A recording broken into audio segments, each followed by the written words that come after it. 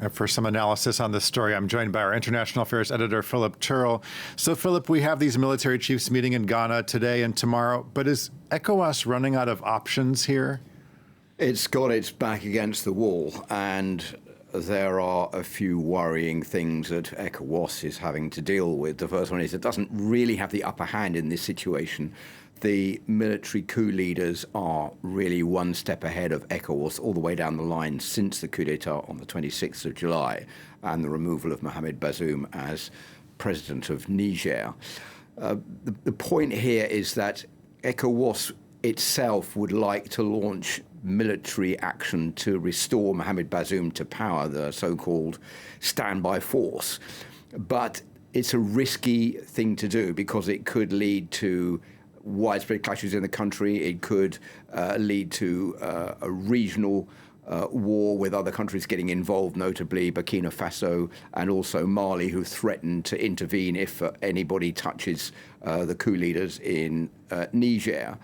But at the same time, ECOWAS has got to do something because its reputation is on the line. It has to come up with some kind of forceful argument and solution to bring back Mohamed Bazoum to power or to set up some kind of dialogue with the junta leaders. And that hasn't happened either. And what we've seen is that even a delegation of ECOWAS leaders got as far as the airport in Niamey in Niger and didn't get any further in meeting the coup leaders.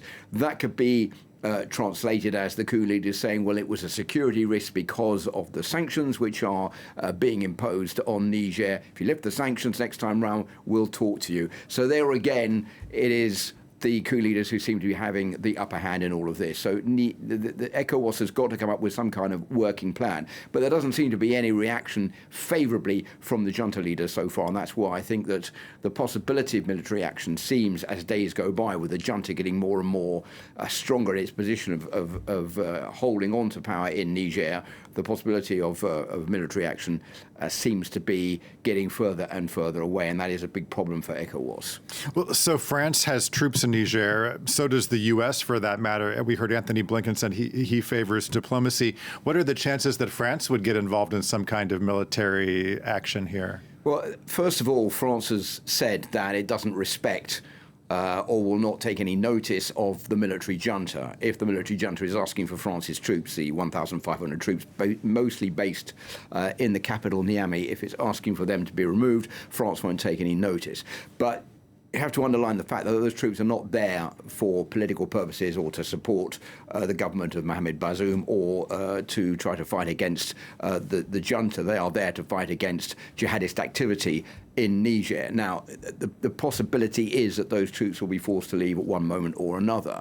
What we don't know is whether France would join forces with the standby force, which will be drawn up by the African ECOWAS states, the Economic Community of West African States.